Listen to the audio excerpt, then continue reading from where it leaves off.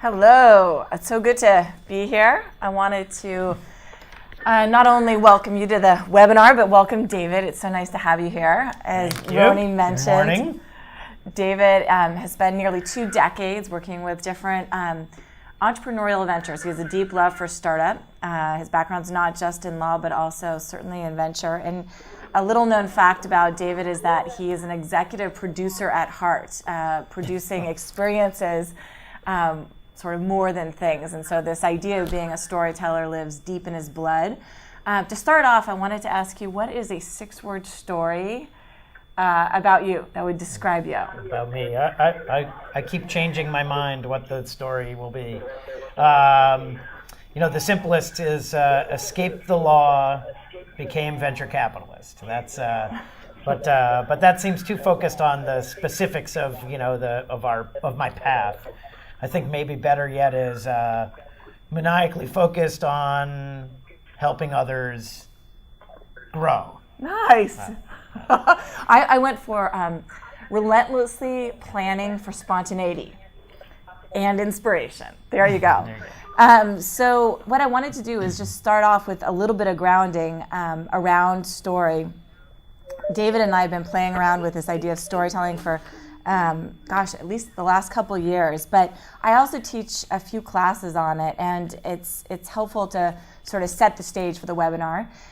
First, our main goal here is to get you to think about story as an asset for your business. And so if we do nothing else in the next 45 minutes or so, it would be to think of story as an asset. So many of us, I think of data, facts, and figures as the most important things to focus on when driving business. And what I think we would contend is that equally important is your story. And there's at least 4 important stories that every business person needs to have in their portfolio. We'll talk about those. I think the other thing that we hope you get out of it is to think about how do you emotionally connect with your audience. And your audience could be board members. It could be venture capitalists that might invest in you. It might be a talented team, and it might be your customers. So as you go through this webinar, think a little bit about what is the most important audience to keep in mind. Who, as you develop your story, what we're going to hope to do is spark a few ideas of how you can create your own stories. So the way that this webinar will kind of flow is we'll do a brief introduction, and then I'm going to talk to David about some of his experiences with story, particularly from his vantage point. We'll hone in on a few different stories. One is the story to connect you to your audience, to build your team and influence culture, to build your brand in the long run, and to spur innovation. The other thing I'm going to mention is that we'll divide this webinar up into 3 parts. Why stories are important in business. We'll dive into these 4 discrete stories, and then we'll turn it over to you and pull in some Q&A. So let me just set the stage. We're going to define story here as a connected series of events with a beginning, a middle, and an end. So it has a specific structure. You can think of it as a journey that moves the listener, and when the listener goes on that journey and you finish the story, they somehow feel different. They are transformed. And one of the reasons they're transformed is the protagonist in the journey is also transformed. So stories are all around us. There's some studies that have shown that, in fact, 65% of our daily conversations are made up of personal stories and gossip alone. So just think about that. We've got 65% of our day-to-day life being filled with small anecdotes and gossip and story, suggesting that as we become storytellers and understand the power of story, we might be able to influence the nature and the outcome of those conversations. And I'd say that I bet you mine is closer to 80. Yeah. And I bet you yours is the same. We're story people. And as you find the power of connecting people with these ideas, you end up using it as a tool for everything. And I certainly use it with my children. I certainly use it in business and sitting in board meetings. So I think that story, as you understand its power, becomes more and more a part of your toolkit. Yeah, so I'm so interested in that. How would you say, at least as you started to take on this frame, can you give us a few examples of when you use story, either at home or in business? Well, for sure. I mean, the reality is that, so I'm, as a venture capitalist, one of the things I do all the time is go to board meetings. And board meetings, to a certain degree, are these incredibly dull, let's tell you where we are in the business, people present. And as an investor, I'm trying to help the company move along, trying to give my perspective. And so you have two choices. You can say, I really think you should do X. And maybe they think by virtue of the fact that you've invested in them that they'll do those things. But the far more effective thing is to say, I've seen this in the past. I've seen this problem in the past, and so here's how it works. Here are the instances in which it's been powerful, or you've affected change, or you have really gotten burnt if you continue doing this thing. And by telling that tale, by saying, in these other contexts, here's what I've seen, people naturally connect themselves to that circumstance and say, oh, wow, let's not do that. So I was on a call just yesterday, a company that's raising money, and they're talking to a set of different investors. And each investor has a different characteristic, and one of them is a very new investor, very new to the business, trying to be very technical. And I said, I've seen this sort of investor before, and it's great when things are working, but when it stops working, let me tell you what happens, and here's the experience. And so you should project this sort of experience on this, this group of investors. And it was like, oh, okay, that's an interesting perspective. And so what you're trying to do is you're trying to give your audience 2 + 2. So they say 4. Right. And the process of giving them 2 + 2 instead of 4, allows them to feel like they're part of the solution, that they're part of the aha. And then when research shows that when people make that inference, they feel more closely connected to the solution rather than just hearing it from you. And it's funny, at one point in this exact same call, I was quite dictatorial. I was, blah, you need to, this is what I think, and et cetera. And it was so ineffective. Yeah. And in the end I said, and luckily this is a group of people who've worked with me a long time. And in the end I said, listen, you guys know that I'm just stating this really strongly, but that's not a conclusion. It's just a suggestion. Yeah. Right. To try and back off of the I just gave you 4. It's like, no. That was just 2 + 2, I swear. And absolutely, from a parenting perspective, the dictatorial approach only works for so long. Yeah, so then, exactly. As a tool, you only have stories to persuade. One of the biggest misconceptions, and I'm sure you've seen this, is that most people think that stories are this big epic thing, right? They're movies, they're Broadway shows, and yet stories can be really small. They can be something as simple as 4 or 6 words. They could be a tweet. They could be just a 3-minute video, 1-minute video. I'm curious, in your experience, are there any short stories that have come across your path where you thought, wow, that short story fundamentally changed the way I thought about this startup? And it wasn't this big, long, epic thing. It was just a short anecdote, story, or narrative. Well, it's interesting. I met with an amazing entrepreneur the other day. And the first presentation that this entrepreneur did focused on the entrepreneur. And so just the thumbnail of this person's experience was enough to make us think, holy, this person is unbelievable. Like how, because we had all lived these very, sort of privileged lives of going to, having running water and having electricity, whatever. And this was an entrepreneur who said, well, I grew up in a home that had no electricity, and our closest town was 100 miles away, and yet he's been a wildly successful technology entrepreneur. And that just is electrifying. That in and of itself is electrifying, right? So you're falling in love with a protagonist. Like, you feel like you know that person. You see you can imagine their hurdles, their struggles, and they surmounted that. Absolutely. And I'd say that the truth is, and I'm tested on this all the time, because what happens is I've invested in a dozen companies, and people say, okay, what are you invested in, right? Well, it's not gonna be 20 minutes per company, right? I have about 4 seconds per company. Oftentimes the context for these conversations is I'll be at a party or a business gathering, and people say, so what have you invested in? And I have a very short period of time to describe in a hopefully very compelling way these portfolio of companies. So I've invested in, Rocket Lawyer, which is helping small and medium businesses bring their get legal resources to transform their businesses, right? If it's 7 sentences, you go, I really didn't care that much about Rocket Lawyer. If you go, it's transforming SMB business with legal resources, great. And so oftentimes having that capacity to really create that, that emotional relationship between a business problem and its solution is really powerful. Great. So let's dive into 4 different types of stories.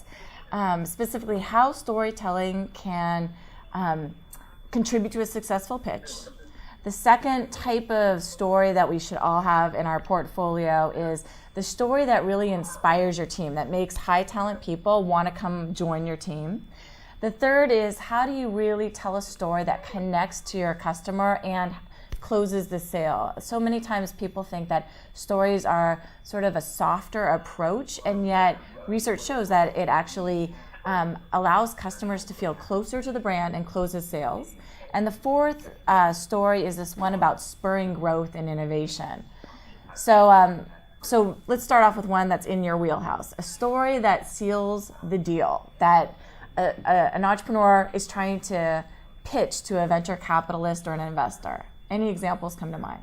Well, every pitch has to be a story, right? I mean, anyone who thinks that they're pitching a business and it's not about creating this, this excitement and engagement is going to fail, right? And I often describe my own process as I spend an hour, you're presenting your company, we have a conversation, and then you leave, and then that night I go to bed, and if I lie down in bed and I think about your business, then we're on to something. I might actually fund you. Well, I'm probably not going to be lying down in bed thinking to myself, wow, they've grown from 12 to 2,400 customers. But I might think in my head, oh, wow, I didn't realize that it was such a big problem, the transfer of foreign exchange across markets, and here's how they've transformed that business, right? And so it's creating that story that here is a problem. It's a real problem. Oftentimes it's put in the context of a real company, a real individual, and here is how we've solved that problem. Here's why we think this is an engaging and clever solution that helps lots of people, lots of businesses. Those are the things where you leave and think, okay, that's something that I think is compelling and has scale, and an entrepreneur who understands how to motivate people. So in every instance when I'm pitched on a business, it's a story. First, it's the story of the entrepreneur, and then it's the story of how they came to what they're building. And in fact, even the team question, right? The first thing I ask you when you say, and here's my VP of engineering, and here's my co-founder, whatever, is how'd you meet, right? Yeah. Because a collection of people is way less interesting than a collection of connected people who are friends or coworkers or share a fanaticism for Bitcoin or all of these things. So literally in every instance, there has to be some connective tissue that leads you to believe that there's something bigger to this than the collective parts. And so just to recap, think about why David would be thinking about you lying in bed. Just wanted to recap the big idea there. The other 2 key insights there is that your personal story is so important, that essentially we're looking at ourselves as potential protagonists or characters in a story, and people get excited about investing in and participating in people they believe in. Protagonists that are compelling, that are relentless, that are passionate. And so I think taking that perspective into account as you're developing your pitch is so important. What is compelling about you and your story? So here's a great, just to hit on that a little bit. We have one entrepreneur who left college and joined the women's NBA and played, was a professional basketball player, and described the ways in which that experience of going from high school to college ball to professional ball had affected her thinking about team building and winning and all of that stuff. In the same way that when we're pitched by Israeli entrepreneurs who have all served in the military, they can all tell you the ways in which their military service have impacted the way they're thinking about the business they're creating. And to the point where we can tell you within 5 minutes which thing you did in the military. We know coming in, oh, you were a fighter pilot. Yeah. Oh, you were in the intelligence agency, right? Because it's so entwined with what you're building and how you'll build it. Oh, it's a great example. There's an entrepreneur that I admire a lot. Her name is Shraddha Sharma. She built a startup just in the last 3 years, which has blossomed, and it's because of story. So she was a journalist, et cetera, and she was interviewing entrepreneurs. And instead of basically taking down facts and figures of how they grew their company from 12 to 24%, et cetera, she asked them their stories. And entrepreneurs love to tell their story by and large, and so she would collect those stories. And then she created a repository for those stories. And as a result of taking that very human-centered approach of listening to their stories, she was able to grow her own organization significantly, to the point that the data that she supports and how many people she supports, over 12,000 entrepreneurs in the last couple of years now tell their stories on her platform. I think it's just been amazing. So let's talk about the second type of story, this idea of a story, we're calling it the wiki of your organization, a story that works as an internal fulcrum which your team can stress test business decisions. And this is something that James Buckhouse, a brilliant storyteller himself, in fact, the managing editor at Twitter, sort of describes as one of the more important stories. And it really informs your role, the team's role, and your company's role. And we have a couple of examples on this slide share. But I'm intrigued by this idea that every organization should be able to tell a 4 or 6 word story about themselves, just like how we introduced ourselves. You know, Google's is really simple. It launched with, do no evil, 3 word story, highly efficient. Are there ventures within your portfolio where you can just nail, the 4 word story, so that you don't just, lie in bed thinking about this entrepreneur and why you might want to invest in him and her, but their story is so clear and so simple? For sure. I've funded this one entrepreneur twice, a guy named Rene Lacerte. And Rene's first company was called PayCycle, and he was creating an online payroll company. And I remember people saying, well, why are you excited about payroll? Payroll is like the most boring and long existing thing ever. But Rene had come from a family, his parents had run a payroll company, he had built payroll within Intuit. He really believed in payroll, but the thing that he came to understand was that by taking payroll and bringing it online, you would enable a whole lot of power to the small business owner, right? To allow them more flexibility, to control their own money, to control their own destiny. And so he looked at it and said, this is how I'm going to help small business owners. I'm going to make their lives better. This isn't about making money. It isn't about a technical solution. It's about giving flexibility back to small business owners whose lives are very hectic and challenged. So PayCycle turned out to be a great business. It was ultimately sold to Intuit for a lot of money. And then he thought, well, what's the next problem? And we've solved payroll. What's the next problem? And the next problem that he went on to solve is this problem of how do you manage your money as a small business owner? How do you manage who you're paying and how you're being paid? And so he has a new company called Bill.com, and Bill.com is about accounts payable and receivable and electronic payments. But to the company, it is about creating a paperless experience to empower small businesses. It's about allowing small business owners to understand their finances in a way that makes their lives easier and makes their businesses better. It's such a great, that's such a great example. I think of also like Adobe, unleashing creativity in the world, or HP, all around invent. The core story of HP, for example, of 2 guys in a garage in Silicon Valley creating an innovation, that core founding story disproportionately outweighs any other thing that HP could do in terms of acquiring top talent and really cementing why we're here. I think this also makes it really clear not just why the team is together, but it helps make decision making faster, because when everyone internally is on the same page, believes the same story, they can make rapid decisions. They can move much more quickly with more limited marketing funds because the story is clear. And if you think of, for example, Genentech, the story there is in business for life, really to create life. And when Roche took over, many people I talked to really said that this, they're doing the same thing internally at Genentech that they were before, but the story is different. Now we're a part of Roche. And so I think the other thing you need to keep in mind when you think of these internal stories, the founding story, the growth story, is to what degree is it coherent? And all of the stories that come out of the organization and out of the team, do they somehow create a through line, a consistent story across each of these sort of steps that they go through? I heard this tale when Yahoo was having a lot of challenges. They were going through challenges, and so they set about trying to create a mission statement. Okay, listen, we need to focus on what's our mission statement. They had a lot of people involved. They went through a big, long process.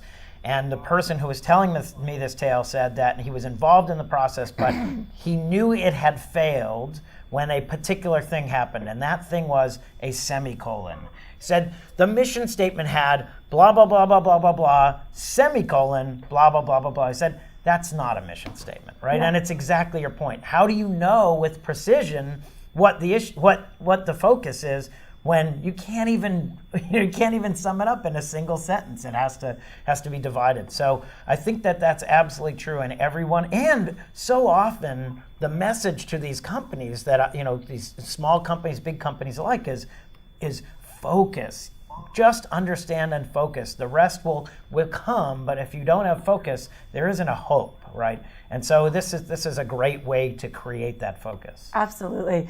One of the things that I find is that many people who actually start harnessing story do so because the story flows organically from them. But when you start to use story strategically for an organization, it's where you have a focus, where you have a goal. This is why I'm sharing the story. So I would also underscore this idea of focus and what your goal is within the context of story. Now, the third story that we're encouraging you to think about is the story of your customer. I think companies, by and large, make the mistake of thinking they're always the hero. They come on a white horse and they save the day for the customer. But instead, if you really understand deeply your customer, you understand what their goals are. And your only role is to help them get their goal. And so if you think about Twitter, Facebook, and Google as three examples that have all created websites that are telling the stories of their customer. If you simply Google Facebook stories or YouTube stories or Twitter stories, you will come upon a great resource of essentially a repository or bank of each of these organizations telling and helping share the stories of their customers. So just drop the notion of the brand for a second and really think about what is the story of my customer and how am I enabling that story to get further, to enable your customer to achieve their own goals. A good example of this is Subway here in America. There's a sandwich shop, and they can, I don't know if you call it a sandwich shop, but we'll call it a sandwich shop for a second. Sure. Their argument several years ago was simply, you can actually eat at Subway and lose weight. Now they can go and say, come here to lose weight, come here to lose weight, come here to lose weight, till they're blue in the face. No one's going to believe them. It's a sandwich. There's meat and there's bread. You're not going to lose weight in that. Some cheese in there for the mix. That's right. However, it turned out Jared, one user of a Subway, actually did have a healthy diet of Subway sandwiches and lost a tremendous amount of weight.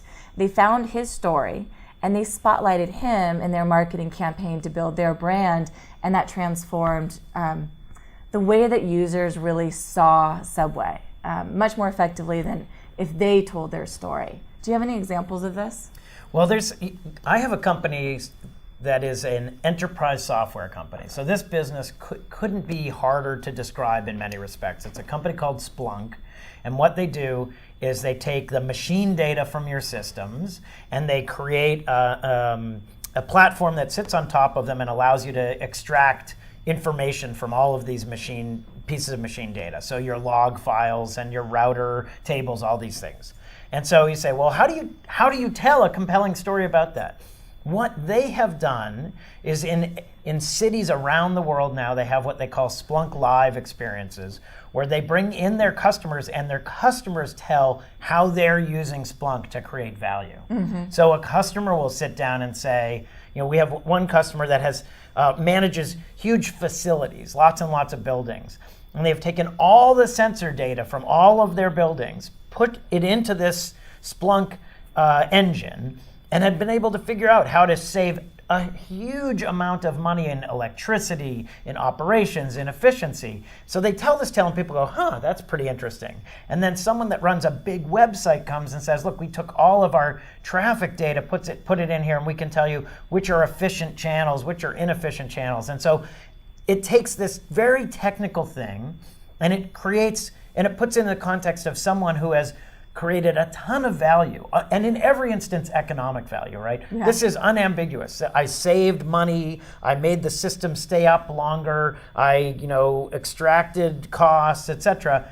And then what's better, someone is up in front of the audience who is representing that this has happened, who isn't from your company. Right. They're saying, here is how this has helped my company and made me a hero in my organization. And so it's you too could be a hero. If all you need to do is use Splunk, and you could be a hero within your organization. It's been great for me. It could be great for you. That is unbelievably powerful. And actually, I am a very firm believer now in using your customers as your evangelists and in any instance that you can. And I say this at board meetings all the time. People are tired of it. Yes, we know, David. You might need to tell a story. I think Skype has also done a great job of starting to really tell the story. And it's not that they're telling the story, to your point, right? They're just sharing it. They're just providing the platform so that customers could do exactly what they're doing anyways, but in a larger format. Yeah, so I have another one, just a quick one, but I have a company that I invested in called Pay Near Me. Yeah. And Pay Near Me is essentially allows you to pay cash for things that you otherwise would use a credit card for or write a check. And it turns out that 25% of the United States does not have a bank account, does not have a credit card. And so the way that they have to deal with transactions, paying bills, etc., is to show up and hand over cash. It's incredibly inefficient. And so what we've learned in Pay Near Me by allowing you to pay cash at a 7-Eleven that's next door to you, to pay your bills or to buy something online, is that people who otherwise would stand an hour for 6 hours with the same group of people who all need to pay their rent on a Friday now can go 6 minutes away, not stand in line, pay in 2 minutes, and move on with their lives, right? So they have the convenience that those of us with credit cards and checking accounts all have because of this infrastructure that's been built to empower them. And I think that's really, that's what the story is about. It's not about financial transactions. It's about people who have a really inconvenient life because they haven't been empowered. Yeah, and then they're transformed. And I think that speaks really well to this fourth story, this idea of why is this idea huge? And you could think about this as your innovation or growth story. So you can have a great founding story that brings in a great team. You could be telling your customer story extremely well, or at least sharing it on your platform or other platforms. And yet, when you want to start growing and scaling, and it might be global, it may be from a digital perspective, you need to have another story. And that is, why is this huge? Why should everyone kind of come along for the ride? And I think Square is a fantastic example of this. Maybe you could speak to that for a little bit. Just the idea of empowering millions of small business owners who don't have the capacity. I mean, there are all these instances in which technology has made things possible for the small business that before was not possible. Right. And so in the micro, you look at it and go, well, it's a small transaction, it's a small amount of money, and so why does anyone care? But in the macro, you look and say, there are millions of small business owners who are looking to be empowered. And so in this instance, it's the millions of people who are driving a taxi or selling at an art fair or have a business in their home, et cetera, who literally had the disadvantage of not being able to do online transactions, not being able to take credit cards, et cetera, and suddenly are empowered because they have a device in their pocket that has the processing power, and they have a network that's been built to take out the cost and take out the friction. And so it's empowering this. So you'd say, well, in the smallest sense, every customer is worth a very small amount of money. But in the aggregate, the customers are massive, billions of dollars in transactions. And so figuring out how to bridge that gap is really exciting. Absolutely, and I think that this idea of being really human-centered, staying really focused on that one individual, even though that transaction is so small, but staying so human-centered, what is it that they need? And then allowing the audience that's listening to your story make the inference about the potential growth. So I wanted to kind of bring us to sort of a larger platform to pose 4 big questions to you. And then what I think we'll do is just conclude with maybe a few of your favorite tips and tricks, and also take some Q&A. Those 4 questions are: how do you use how is using stories internally within an organization important? I know we talked in chapter 2 about this idea that stories can be used to build a strong team, but there's other reasons why stories internally are really important. The second is, how can storytelling play a role in a turnaround situation? The third is, what elements does a story need to be compelling? So it's a more tactical question. And the fourth and final would just be, how are stories proven mechanisms to spur action in consumers? So are any of those 4 stories at all sort of jump-started by an anecdote or 2? Sure. No, I mean, so this question of stories being internally important, I mean, you and I have often talked about this, the idea that story is really about emotional connection, right? And people often think, oh, this is this kind of squishy thing, and what role does that play in business? And yet it plays a role in every instance. In why are people motivated? How do they stay engaged, et cetera? And so in Silicon Valley right now, it is incredibly competitive to get employees. To try and hire people into your organization is one of the largest challenges for a company that's doing well. Oh, we're selling lots of things, we have lots of opportunity, we just need more people. Turns out that's a massive challenge. So this emotional connection, how do you engage your future employees, your current employees, to love what they're doing, to be engaged in what they're doing, turns out to be immensely important. And I was at an organizational meeting the other day where we were talking about the value that one of the pieces of secret sauce of this company was keeping people, which seems absurd, like, oh, keeping your employees? This is some big piece of secret sauce, but it turns out the way they managed their employee base to keep the ones who knew what they were doing around was as important as trying to figure out how to bring new people in, right?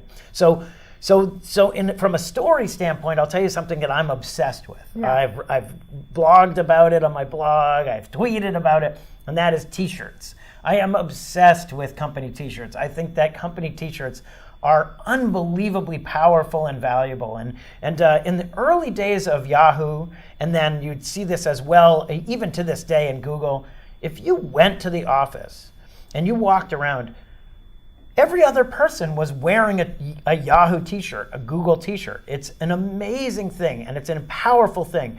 But the t-shirts have a message, right? Yeah. And so when I look at companies and they don't yet have company t-shirts, I say, you need a t-shirt, and they say, David, is this really a topic for the board? Absolutely. You don't understand the power of, and it's always telling the story. So, for Google and organizing the world's information, or Don't Be Evil, whether it was Splunk, which has these great t-shirts, you'll see them all over the place. Their most famous t-shirt made very clear what they did. Their t-shirt said, Splunk, taking the SH out of IT, all right?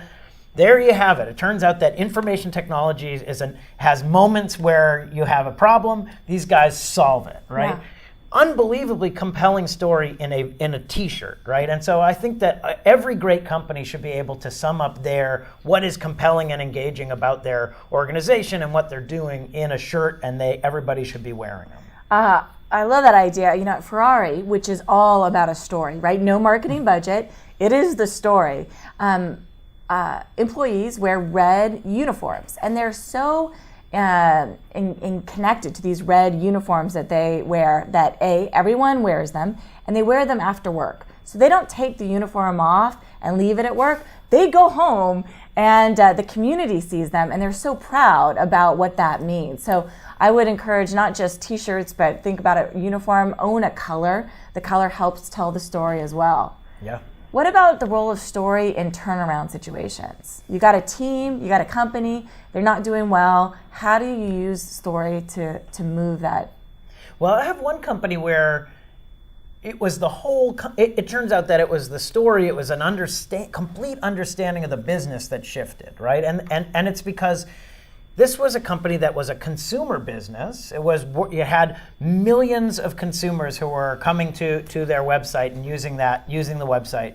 But the reality was that they were also serving a set of e-commerce companies, right? That they were empowering e-commerce, sales through their website. And so for years, they thought of the consumers as their customers. Oh, we have all these consumers, and we're trying to help them, we're trying to help them get good deals on buying experiences, et cetera. And a new CEO came in and he looked at the business. He said, you know what? Consumers are going to get great deals, but our customers are actually these online e-commerce companies, right? They're the ones we're trying to help connect with customers, bring in the right customer, et cetera. And so he changed the story. The story was empowering our partners, our e-commerce partners, to be successful with their customers. And it changed everything, completely changed the trajectory of the business, completely changed how people viewed their business, how they viewed what their goal was. Their goal was to make the e-commerce site successful, and the byproduct was happy consumers who were spending more, and then the company was making more money. Yeah, great example. This idea of what elements does a story need to be compelling? I mean, just based on the stories that we shared in these last 45 minutes, you need to have a protagonist. Well, first you need that goal, right? Why are you telling the story in the first place? You need the protagonist. Who is the person that the audience is anchoring on, and characters around that protagonist, not dissimilar to Shakespeare. The third is you need to have a hook, or understand why would an audience even listen to you for a short period of time or a long period of time. And you really want a fourth piece, which is what do you want the audience to do after they hear the story? So rarely do we think about what do we want that audience member to do. So I would say those are 4 incredibly important elements of a good story. What would you add? No, I think those are great. I mean, before becoming a venture capitalist, I was a litigator, and so, it turns out that litigation is all about story. You're trying to convince the courts or a jury or a set of arbitrators that you're right. And back to our earlier point about 2 + 2, you don't tell them 4, you give them the 2 and you give them the 2 and you let them then figure out what the answer is. And so it's exactly that. There's a challenge, you have a protagonist, you give them the resources to solve that problem, you drive them down a very clear path, and then you let them come to that conclusion, right? There's an incredible example here in America of this where, and it's astonishing, this must be taught now in every law school in the world, but the O.J. Simpson trial, where ultimately it was, if the glove fits, you must acquit. If you never ask a question you don't know the answer to, right? And so if they had just said, here it is, and here's and here's his glove, and here's his hand, and blah, blah, blah, and never had him put it on, everyone sitting in the jury in the end would have said, it's clearly his glove. By giving him the opportunity to then block that and say, oh, it doesn't fit, boom, it destroyed the story. The story is, here are a set of pieces of information, here is the logical conclusion, and you yourself are so emotionally connected to it that you have to make a choice. And that's true in selling products, it's true in litigation, it's true in motivating teams on the sideline. We have a mutual friend who was an NFL football player, tells the tale of a coach, and the coach does the same thing, right? It is, we are the protagonists. The antagonists are clear. Here is our tale. And we are empowering you to go tell your own epic tale of the battle we're about to fight, right? It's always the same, and it's always compelling. Absolutely. And I think that's a great concluding point. We can take some questions. But this idea that when stories are so compelling that it touches not just employees, but also customers, and makes customers your advocate, that's when you know you have something incredibly powerful. So on that note, what we'd like to do is open it up for a Q&A. We're also going to be posting many of the slides that we used for this webinar, along with some tips and tricks that we like, onto SlideShare. So we'll share that with the team. So there are a couple of questions that I've seen. One of them is, how can you create a compelling personal story? What are the maybe quick things that I need to think about to capture an audience right away? This is Paul Marker, by the way. Great. So one exercise you can do is simply write down, David and I started off with a 6-word story about each of us. Go back through your life, when you were 10 years old, 15 years old, 20 years old, etc. And just write down the 6-word story that defined your life at that time. And you start to look and say, what are the common threads among each of those stories? And that will actually, it takes 2 minutes to do that exercise, and it's incredibly informative to figure out how not only what your core story is, what are the themes across each of those very short stories, but also where you're going in the future. Because I think what people think is that they have one story. They are this one person that has this one story that's going to create this one legacy. And that's not true. The reality is that we're made up of different stories. We have research to show that our meaning of happiness shifts in very systematic ways every sort of 5 years or so. And with that comes a story, that we're living these different chapters of this overarching story. So that, I would say, is a very easy to do tip to figure out not just what your larger narrative is, but what are the micro stories that have defined your life to date and inform where you're going. And just one quick point, which is, people often ignore their own internal motivations. They think that there has to be some external explanation, but the reality is oftentimes the most compelling thing is, why did you do this, right? People don't think that the why matters, but the why really matters in your story. Why is it you chose to go to school here? Why did you choose to start this business? Why have you become an accountant? The why matters in your story. Just to build on that point, we spent, both from business perspective and a personal perspective, we spend so much time on the what and the how as differentiators, right? What we're doing is different. How we're doing it is different. But to your point, when you nail the why you're doing it is different, and that all coheres, you have something really powerful, and that applies to people as it does for brands.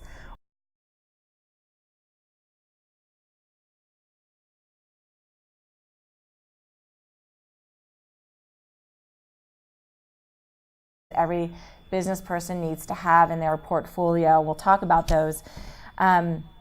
I think the other thing that we hope you get out of it is to think about, how do you emotionally connect with your audience? And your audience could be board members. It could be venture capitalists that might invest in you. It might be a talented team, and it might be your customers. So as you go through this webinar, think a little bit about what is the most important audience to keep in mind? Who, as you develop your story, what we're going to hope to do is spark a few ideas of how you can create your own stories. So the way that this webinar will kind of flow is, we'll do a brief introduction, and then I'm going to talk to David about some of his experiences with story, particularly from his vantage point. We'll hone in on a few different stories. One is the story to connect you to your audience, to build your team and influence culture, to build your brand in the long run, and to spur innovation. The other thing I'm going to mention of my path, I think maybe better yet is maniacally focused on helping others grow. Nice. I went for relentlessly planning for spontaneity and inspiration. There you go. So what I wanted to do is just start off with a little bit of grounding around story. David and I have been playing around with this idea of storytelling for, at least the last couple years. But I also teach a few classes on it, and it's helpful to sort of set the stage for the webinar. First, our main goal here is to get you to think about story as an asset for your business. And so if we do nothing else in the next 45 minutes or so, it would be to think of story as an asset. So many of us, I think of data, facts, and figures as the most important things to focus on when driving business. And what I think we would contend is that equally important is your story. And there's at least 4 important stories that influence the nature and the outcome of those conversations. And I'd say that I bet you mine is closer to 80. Yeah. And I bet you yours is the same. We're story people. And as you find the power of connecting people with these ideas, you end up using it as a tool for everything. And I certainly use it with my children. I certainly use it in business and sitting in board meetings. So I think that story, as you understand its power, becomes more and more a part of your toolkit. Yeah, so I'm so interested in that. How would you say, at least as you started to take on this frame, can you give us a few examples of when you use story, either at home or in business? Well, for sure. I mean, the reality is that, as a venture capitalist, one of the things I do all the time is go to board meetings. And board meetings, to a certain degree, are these incredibly dull, let's tell you where we are in the business, people present. And as an investor, I'm trying to help the company move along, trying to give my perspective. And so you have 2 choices. You can say, I really think you should do X.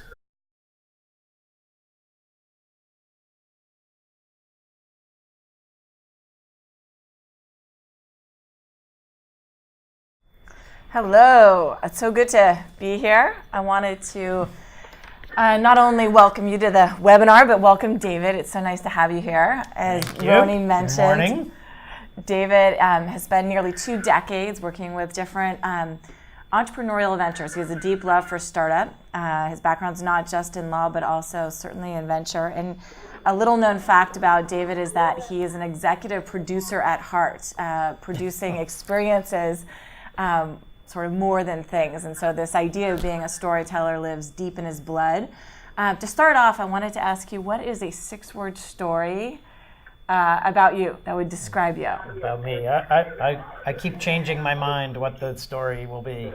The simplest is escaped the law, became venture capitalist. That's but that seems too focused on the specific. Is that we'll divide this webinar up into 3 parts. Why stories are important in business. We'll dive into these 4 discrete stories, and then we'll turn it over to you and pull in some Q&A. So let me just set the stage. We're going to define story here as a connected series of events with a beginning, a middle, and an end. So it has a specific structure. You can think of it as a journey that moves the listener, and when the listener goes on that journey and you finish the story, they somehow feel different. They are transformed, and one of the reasons they're transformed is the protagonist in the journey is also transformed. So stories are all around us. There's some studies that have shown that, in fact, 65% of our daily conversations are made up of personal stories and gossip alone. So just think about that. We've got 65% of our day-to-day life being filled with small anecdotes and gossip and story, suggesting that as we become storytellers and understand the power of story, we might be able to